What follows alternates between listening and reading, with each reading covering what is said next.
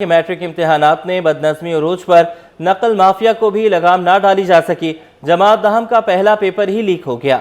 मुख्तलिफ WhatsApp groups की जीनत, बेशतर इम्तिहानी मराकज़ में बिजली गायब रही, पसीने से तलबा शराबोर हो गए, फर्नीचर की भी किल्लत, सचल बोर्ड के सेंटर में बर वक्त पेपर शुरू ना हो सका, तलबा और वालिदैन परेशान। तर्जुमान के इलेक्ट्रिक ने दावा किया बोर्ड हुकाम ने बाज़ाब्ता राब्ता नहीं किया।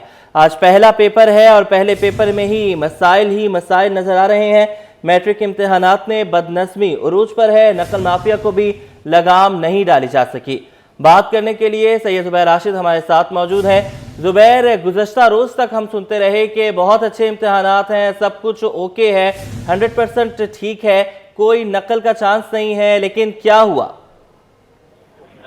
बिल्कुल जी, गुज़िश्ता रोज तक हमारी समाज तक भी यही तमाम तर बातें पहुंच रही थी कि हर कुछ जो है वो अच्छा है, मीठा मीठा हब हब है, कड़वा कड़वा झूठ कुछ भी नहीं है। तो ये तमाम तर बातें और ये तमाम तर दावे जो है मैट्रिक बोर्ड कराची के वो धरे के धरे रह चुके हैं। मैट्रिक बोर्ड कराची की कारकर्दगी का पिंडोरा बॉक्स उस वक्त खुला जब इम्तिहानी वक्त के दौरान इम्तिहानी पर्चा इम्तिहानी सेंटर से आउट हुआ और वो व्हाट्सएप ग्रुप की जीनत बना और सोशल मीडिया पर वायरल होने लगा। इम्तिहान के दौरान मैट्रिक की 10वीं जमात का पर्चा सोशल मीडिया की जीनत बना हुआ था, जबकि 10वीं जमात का जारी पर्चा आसानी सोशल मीडिया ग्रुप्स में आसानी दस्तयाब रहा।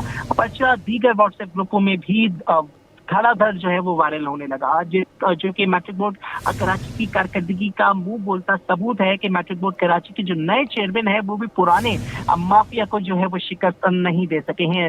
साबिक चेयरमैन डॉक्टर शरफ अली शाह के टाइम पर भी यही दावे किए जाते थे और ये कहा जाता था कि मैट्रिक के इम्तिहान बहुत ही मुनज़्ज़म तरीके से होंगे और पर्चा भी वायरल नहीं होगा और इम्तिहानी सेंटर बहुत पुरसुकून मामला जो है वो तरीक़ेकार जो है वो अपनाया जाएगा। लेकिन ये तमाम तर चीजें जो है आज भी वैसे ही दिखाई दे रही हैं। वही तालीम का निज़ाम, वही दावे, वही झूठे दावे जो है मैट्रिक बोर्ड कराची की जानिब से किए गए कि पर्चा जो है वो सोशल मीडिया पर वायरल हुआ और इस तरह से वायरल किया गया, व्हाट्सएप ग्रुपों की जीनत बना रहा, जो कि आसानी एक छोटे से छोटा बच्चा भी जो है उसकी भी रिसाई उस पर्चे तक हो सकी। इम्तिहानी मामला जो है हमारे सामने है। मैट्रिक बोर्ड कराची जो है इस मामले पर अब तक जो है मौक़िफ़ देने से गुरेजा है, लेकिन इंतहाई तशवीशनाक सूरत हाल है कि एक जानिब जो है चेयरमैन मैट्रिक बोर्ड जिनको ओहदा संभाले हुए सिर्फ और सिर्फ 3 दिन हुए, उन्होंने इतने दावे किए थे कि इस दफ़ा तमाम तर मामला जो है शफाफ तरीके से होंगे, ना पेपर वायरल होगा और ना ही किसी को किसी किस्म की कोई दुश्वारी का सामना करना पड़ेगा। लेकिन मैट्रिक बोर्ड की नाअहली का मुंह बोलता सबूत ये है कि मैट्रिक बोर्ड कराची का पहला ही पर्चा जो कि 10वीं जमात का कंप्यूटर साइंस का मेजर पर्चा जो है आज मुनक्किद हुआ, लेकिन इम्तिहानी वक्त के दौरान ही इम्तिहानी सेंटर से वो पर्चा जो है व्हाट्सएप की जीनत बन गया।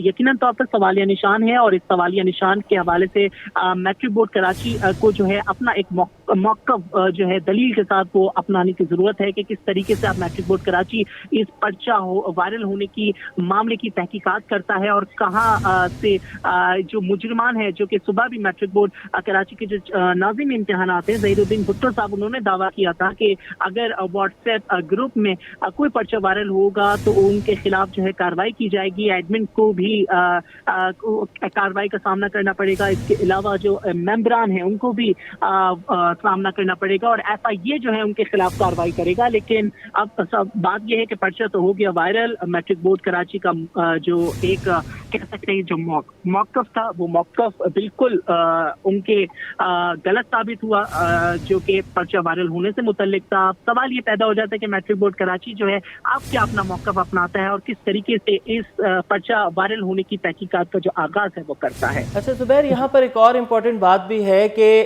एक पूरी चेन बनी हुई है अगर हम देखें, क्योंकि एक थोड़ी देर पहले पर्चा आता है और वो तमाम ग्रुप्स में वायरल हो जाता है।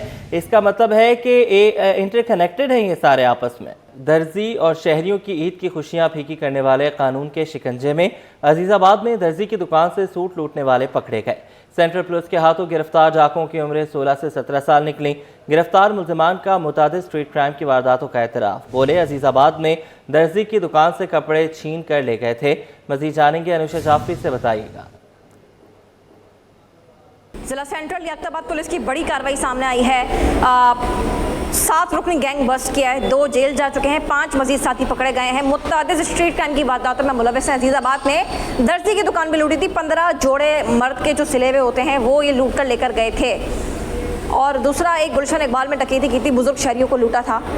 मुलज़मान क्या क्या इंकशाफ करते हैं ज़रा इन्हीं के ज़मानी जानते हैं। नाम क्या है तुम्हारा? यासीन। हाँ, यासीन। क्या करते हो? भोजरी फील्ड में टी शर्ट बनाता हूँ मैडम। क्या किया है तुमने? कितनी लूट मार की है? कहाँ कहाँ डकैतियाँ की हैं? किस किस को लूटा है? गुलशन तेराडी जिया कॉलोनी में किए। किसको लूटा था? वो 2 बुजुर्ग बैठे हुए थे पकवान वाले। हाँ, फिर? हमें पता नहीं था मैडम उनके पास पैसे, वो तो उनके पास से पैसे भी निकले थे अच्छे खासे। कितने अच्छे खासे? हमने तो मैडम सुना है 2.5 लाख, कोई बोल रहा 5 लाख, बाकी मैडम हमने देखा नहीं था। हम लोगों को 5-5 हज़ार दिया था, जो सच बात है। किसने दिया था? हमारे लीडर ने। कौन लीडर? इमरान। उसने कहा था इसको लूटना है जाकर? नहीं मैडम, आसिफ ने खुद से लगाया था मैडम उनके पास। कौन? आसिफ लड़का है जिसका जो जेल पे है अभी। अच्छा जी मैडम। तो मुझे ये बताओ कि उसके अलावा किसको लूट मार कर निशाना बनाया?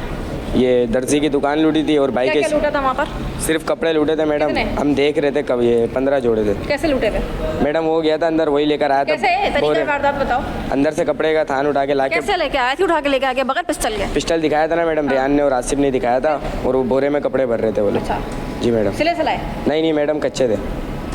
वो सब सिपाहियों के पास ही है। कितना बड़ा गैंग है तुम्हारा? 5 के अलावा और कितने लोग हैं? और 3 है मैडम। 8 लोग हैं टोटल? जी मैडम। कब से करो डकैतियाँ? रमजानों से 1 हफ्ते पहले। इतना बड़ा गैंग है, 8 रुकनी डकैत गैंग है ये। 7 भी नहीं, मैंने गलत बता दिया। 8 अपने मुंह से इंकशाफ कर रहे हैं। ये बताओ कि 8 रुकनी गैंग तुम लोगों का बना कैसे? मैडम ये इमरान ने बनाया था। कैसे बन गया? कैसे जानते हो एक दूसरे को?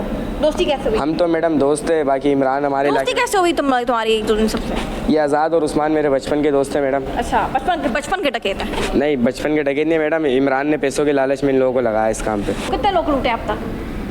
बस यही तो मैडम बोला तो है मैंने, 5 से 6। तुमने भाई तुम नहीं, कितने लोग लूटे हैं? मैंने नहीं लूटा आज तक। तुम बहुत शरीफ हो। जी, पूछ ले बने। क्या बोल रहे हो? मैं शरीफ हूँ? हाँ भाई, ये लूटता था साथ? नहीं मैडम, इसने ये इमरान के साथ होता था। कौन इमरान?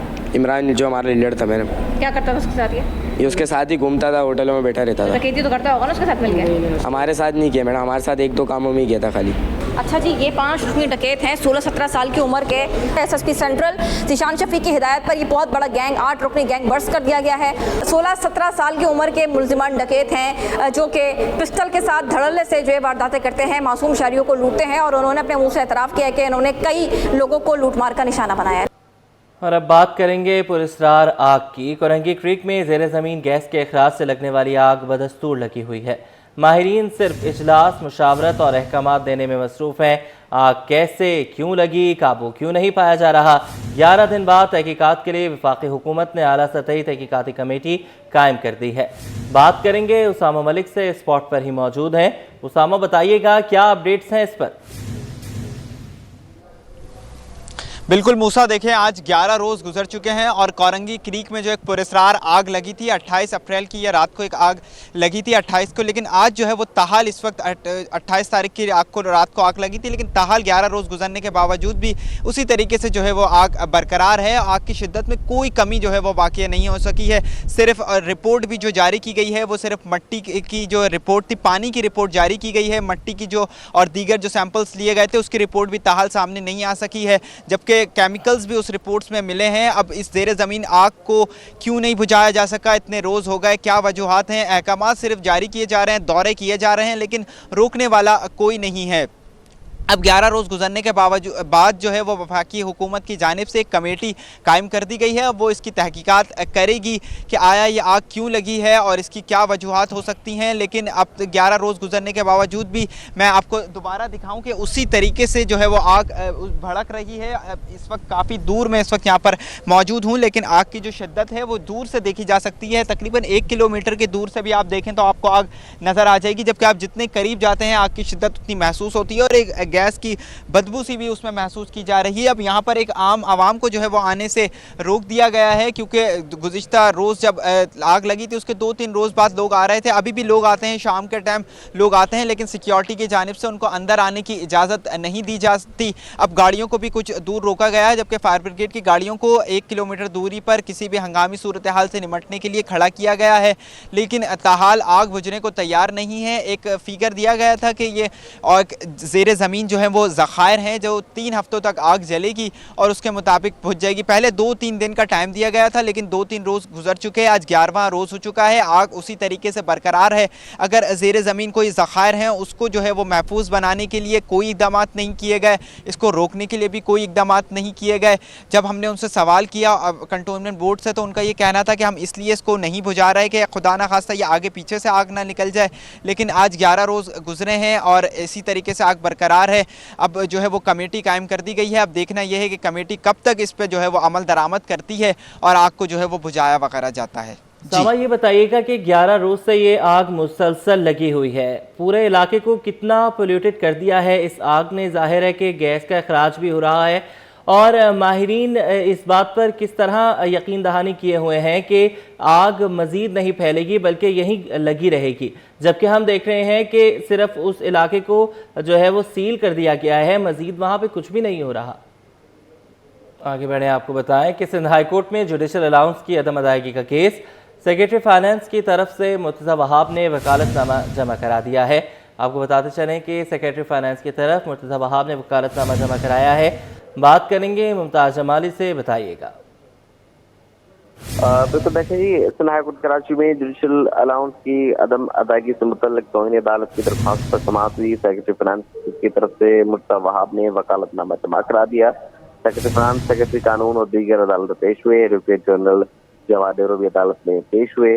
अदालत ने इस्तफसार किया कि अदालती हुक्म पर अमल दरामद क्यों नहीं किया गया। इसमें आज जो है सेक्रेटरी फाइनेंस के वकील ने अदालत में मौक़िफ़ अख्तियार किया कि समरी जो है वो तैयार कर ली गई है, समरी काबीना को भेजना जरूरी है, फैसला काबीना करेगी। इसमें एडवोकेट जनरल ने मौक़िफ़ अख्तियार किया कि सुप्रीम कोर्ट से अभी तक हुक्म इम्तनाअ जो है वो नहीं मिल सका है, लिहाजा अदालत ने तौहीन अदालत की दरख्वास्त पर करीब 3 से 4 हफ्तों में जवाब तलब कर ली है। स्पेशल जुडिशल अलाउंस की अदम अदायगी जो है ना करने पर अदायगी पर अदालती अमले की जानिब से ये तौहीन अदालत की दरख्वास्त दायर की गई है। इसमें एडवोकेट जनरल जवाद डेरो का ये मौक़िफ़ है कि सुप्रीम कोर्ट में जो है सिंध हाई कोर्ट ने रिव्यू किया है और अदालत ने भी ये क्वेश्चन फ्रेम की है कि इतनी बड़ी वाजिबात जो है हुकूमत कैसे अदा कर सकती है, लिहाजा अदालत ने 4 हफ्तों में पेशरफ्त रिपोर्ट तलब कर ली है। जी ठीक है, बहुत शुक्रिया, आपने हमें अपडेट किया। इस पर मेयर कराची ने क्या कहा है, आपको सुनवाते हैं। गवर्नर साहब ने मेरे कहने पे खत लिख दिया। फाइनली मेरी प्रेस कॉन्फ्रेंस का इम्पैक्ट ये हुआ, लेकिन आपको याद होगा कि मैंने अपनी हर प्रेस कॉन्फ्रेंस में कहा है कि लेटर लिखने से काम नहीं चलेगा, उनको पैसे एलोकेट कराने हैं ताकि पैसे KMC के अकाउंट में मुंतकिल हो। तो मैं शुक्रगुजार हूँ कि लेटर तो उन्होंने लिख दिया है, लेकिन अभी काम उन्होंने आधा किया है। असल काम तब होगा जब पैसे मुंतकिल होंगे KMC के अकाउंट में। तो मेरा ये मानना है कि आइनी एतबार से, कानूनी एतबार से गवर्नर का जो काम है वो गवर्नर करे, हुकूमत का जो काम है वो हुकूमत करे। तो जब वो कहते हैं कि मैं वफाक का नुमाइंदा हूँ और मैं वफाक से तमाम आपको इख्तियारात ला के दे सकता हूँ, तो मैंने तो उनके कहने पर उनको गोश गुजार की थी चीज़ें, तो गुजार करने को नाराज़गी ना समझे।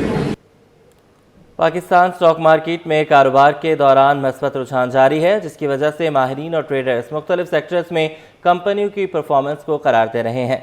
अहम खबर है, स्टॉक मार्केट में कारोबार के दौरान मस्बत रुझान जारी है। गुज़श्ता रोज़ हमने देखा कि तारीख की बदतरीन मंदी रही, जिसके बाद रिकवर भी हुआ स्टॉक मार्केट, लेकिन आज भी हम देख रहे हैं कि मस्बत रुझान देखा जा रहा है। ट्रम्प टैरिफ के बाद हमने देखा था कि मंदी रही, लेकिन आज मस्बत रुझान है स्टॉक मार्केट में। वसीम इफ्तिखार वहीं मौजूद हैं, उनसे जानेंगे, बताइएगा। जी बिल्कुल, स्टॉक मार्केट में आज मुस्बत रुझान दिखने में आ रहा है। स्टॉक मार्केट में हमने देखा है कि आज कारोबार के आगाज़ पे 100 इंडेक्स में इब्तिदा में 800 से ज़ायद पॉइंट्स का इजाफा हुआ। उसके बाद बतदरीज हम देख रहे हैं कि स्टॉक मार्केट में 1000 से ज़ायद पॉइंट्स का इजाफा हुआ और आज 100 इंडेक्स जो है वो 1,15,000 की सतह अबूर करके 1,16,000 की सतह पर जो है वो ट्रेड होता हुआ दिखाई दे रहा है। गुज़श्ता रोज़ हमने देखा था कि तारीख की बदतरीन मंदी स्टॉक मार्केट में देखी गई थी और 100 इंडेक्स में 8,000 से ज़ायद पॉइंट्स निकल गए थे, जिसके बाद 100 इंडेक्स जो है वो 1,10,000 की सतह पर जो है वो ट्रेड होता हुआ दिखाई दिया था। लेकिन आज सूरत हाल बिल्कुल बरक्स है। क्या वजूहात है? इस वक्त मेरे साथ मौजूद हैं अरसलान अहमद, जो कि हमारी स्टॉक मार्केट है। अरसलान, सूरत हाल क्या है आज स्टॉक मार्केट में? हम यही देख रहे थे कि जो ट्रेडिंग बोर्ड है इसमें बिल्कुल रेड नज़र आ रहा था और स्टॉक मार्केट की मुख्तलिफ जो कंपनीज़ हैं जो लिस्टेड हैं उनके शेयर्स में मंदी थी। आज ग्रीन सबसे नज़र आ रहा है, क्या वजह है? देखिए, कल तो एक ऐसा सेंटिमेंट था जिससे पूरी दुनिया को हिट किया और स्पेशली जो टैरिफ के हवाले से था उसके बाद पूरी दुनिया की मार्केटें क्रैश कर गई और हमारी मार्केट भी उससे बच नहीं सकी और तारीख की बदतरीन मंदी कल हमने विटनेस की। तकरीबन 8,000 से ज़ायद पॉइंट की मार्केट में कमी देखी गई। उसके बाद हमने देखा कि मार्केट ने वापस बाउंस बैक किया और उसके बाद 4,000 पॉइंट्स कमी के बाद मार्केट ने अपने आप को क्लोज़ किया। अच्छा, इसकी जो रीज़न थी वो ये है कि हमारे इकोनॉमिक इंडिकेटर बहुत स्ट्रॉन्ग थे और ऐसे शेयर्स के अंदर हमने बाइंग देखी जिसके फंडामेंटल बहुत स्ट्रॉन्ग हैं और उसके साथ साथ ये जो आपके छमाही की जो रिज़ल्ट हैं, क्वार्टर्स के रिज़ल्ट ये भी आने वाले हैं। उसके बाद मार्केट में सरमायाकारों की जानिब से अच्छे प्राइस के ऊपर ज़बरदस्त जो है ना वो बाइंग की गई। सिर्फ ये बताइएगा कि किन किन कंपनियों के सहमाही नताज आने वाले हैं, किन किन सेक्टर्स में? जी, ये फाइनेंशियल ईयर्स जो है ना फाइनेंशियल सेक्टर का होता है, इसमें बैंक्स आएंगे, इसके अंदर आपका ऑयल सेक्टर्स का आएगा, इस तरह के सीमेंट सेक्टर के रिज़ल्ट आएंगे और इसी के अंदर हमने देखा है कि आज भी रैली बनी और इन्हीं सेक्टर्स के स्टॉक्स ने मार्केट में जो मोमेंटम था इसको मज़ीद मुस्तहकम किया।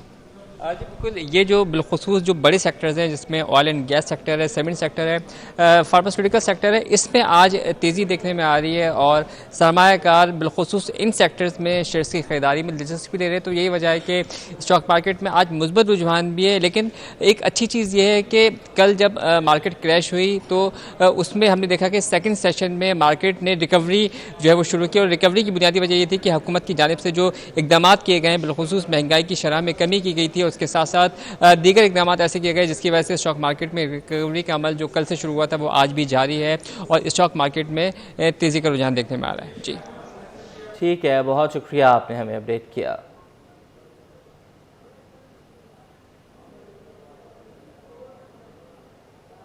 कराची टैक्स बार के FPR के 8 हिस्सों पर मुश्तमिल HS कोड के तकाजे पर तहफ़्फ़ुज़ात।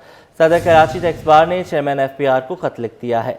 लिखा है कि मौजूदा टैक्स कवानीन में इस शर्त पर कोई कानूनी हैसियत नहीं, SH कोड्स को 5 हिस्सों तक महदूद किया जाए ताकि कानून से मुताबिकत हो और पेचीदगियाँ कम हो।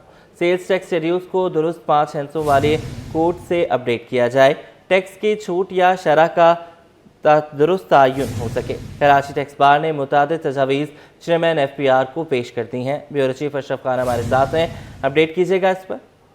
जी देखा जाए, अभी सबसे बड़ा मसला वो है, पहले HS कोड होता है जो आप इंपोर्ट करते हैं माल, उसका HS कोड होता है जिसके ऊपर माल क्लियर होता है। पहले 5 हिस्सों का था, अब 8 हिस्सों का जो FBR की जानिब से सेल टैक्स रिटर्न में 8 हिस्सों पर मुश्तमिल कोड और हार्मोनाइज्ड सिस्टम जाहिर करने की लाजमी शर्त लगाई, जिससे सख्त तहफ़्फ़ुज़ात का इज़हार किया है कराची टैक्स बार ने और चेयरमैन FBR को खत लिखा है जिसमें कहा है कि इस अमल दरामद नामुमकिन है, इस फैसले को वापस लिया जाए और कहा है कि टैक्स बार ने कि अगरचे इस इक़दाम का मकसद टैक्स निज़ाम शफाफी का टैक्स एबिलिटी को बेहतर बनाना हो सकता है, लेकिन इसके अमल दरामद में दूर अंदेशी का फुकदान है और कहा 300 वाला HS कोड FBR के पहले ऐलान करदा सिंपल सिस्टम के प्लान के मुसादिम है और क्या है कि यूनिट्स ऑफ मेजरमेंट के मामले से कारोबारी तबके के अमल में जो है मुश्किलात पैदा करेगा, क्योंकि पहले ये होता था कि जो किलोग्राम के हिसाब से आता था यूनिट ऑफ मेजर यानी सिंगल पीस के हिसाब से ये नामुमकिन है इस तरीके से। और यहाँ पे मुतालबा किया है कि बैनुल-अक़वामी तिजारत में भी 5 हिस्सों से आगे के कोड में पेचीदगियाँ तनाज़ात आम है, तो मुकामी सतह पर ये निज़ाम कैसे मौसर हो सकता है। और ख़त में ये चेयरमैन FBR को कहा है, कराची टैक्स बार ने तजवीज़ दी है कि इसको ये वापस लिया जाए और मुतअद्दिद जो तजावीज़ भेजी हैं उसके ऊपर अमल दरामद कराए तो बेहतरी हो सकती है। ठीक है, बहुत शुक्रिया, अभी आप हमारे साथ रहिएगा। मुल्क की मईशत के लिए अच्छी खबर है। माड़ी एनर्जीज को सूबा KP में वज़ीरिस्तान में तेल और गैस की नई दरियाफ्त में बड़ी कामयाबी मिली है। कंपनी ने यहाँ मालूमात पाकिस्तान स्टॉक एक्सचेंज को भेज दी हैं। बात करेंगे इस पर, अशरफ खान सही अपडेट कीजिएगा। जी देखा जाए, जैसे कि गैस बहरान मुल्क भर में बढ़ता जा रहा है, उसके ऊपर मुल्क की मईशत के लिए बड़ी खबर आई है। माड़ी एनर्जीज ने पाकिस्तान स्टॉक एक्सचेंज को शेयर होल्डरों के एक अहम मालूमात से आगाह किया है, जिसमें बताया कि सूबे KPK में जो है वज़ीरिस्तान में तेल और गैस की नई दरियाफ्त जो बड़ी कामयाबी मिली है। और यहाँ पे जो स्टॉक एक्सचेंज को बताया कि 2 मुख्तलिफ हिस्सों में जो है स्टेनवान कुएं से जो है चौथी गैस की यौमिया ज़खारा जो है 99.6 MMCFD के ज़खायर मिले हैं, जो कि बड़ी कामयाबी है। साथ ही इसी कुएं से जो मिलने वाले खाम तेल के मजमूई ज़खायर जो हैं 476 बैरल खाम तेल के ज़खायर मिले हैं और कहा है कि वजीरिस्तान में तेल और गैस की नई दरियाफ्त लोकाल से हुई है और कहा है कि वजीरिस्तान में ब्लॉक में मारी एनर्जीज का जो इंटरेस्ट जो है यहाँ पे 55% है, OGDCL 35%, ओरियन पेट्रोलियम का 10% हिस्सा है और जो कि मुल्क में जो गैस का शॉर्टफॉल है उसमें अहम किरदार अदा करेगा। तकरीबन 100 MMCFD गैस की नई दरियाफ्त मिली है। अच्छा अशरफ, ये बताइएगा कि हम कमोबेश हर दूसरे हफ्ते ये सुनते हैं कि नई दरियाफ्त हुई है, आप ही हमारे साथ शेयर करते हैं ये खबरें, लेकिन हम देखते हैं कि उस पर कुछ ज़्यादा हमें अपडेट्स बाद में नहीं मिलती। क्या वजूहात है कि जो वसाइल हमें मिलते हैं उन वसाइल तक पहुँच के लिए हमारे पास वसाइल कम होते हैं? यहाँ पे बहुत अहम सवाल है। अगर हम देखें मजमूई तौर पर, जैसे कि सिर्फ मारी एनर्जी की बात करें, PPL अलग है, दीगर जो गैस फील्ड में काम करें वो अलग है, तो मारी एनर्जीज को 1 महीने में देखा, ये चौथी बड़ी कामयाबी मिली है। मगर इसमें सिस्टम ये होता है कि जो भी अगर यहाँ पे वो होता है जो गैस की दरियाफ्त होती है तो वहाँ पे जो पूरा इंफ्रास्ट्रक्चर बनाने के लिए गैस के जो निकाल के सिस्टम में डालने के लिए इट विल टेक टाइम के कहा जाता है कि 2 साल का वक्त लगता है इसमें पूरा प्लान लगा के सिस्टम से उसको मुंसलिक करने में, क्योंकि वो इंफ्रास्ट्रक्चर डेवलपमेंट करना पड़ता है, फिर प्लांट आके लगता है, प्लांट इम्पोर्ट किया जाता है, फिर जो गैस निकालने के लिए कंपनी वहाँ इंटरेस्ट शो करती है वो वहाँ पे काम करती है।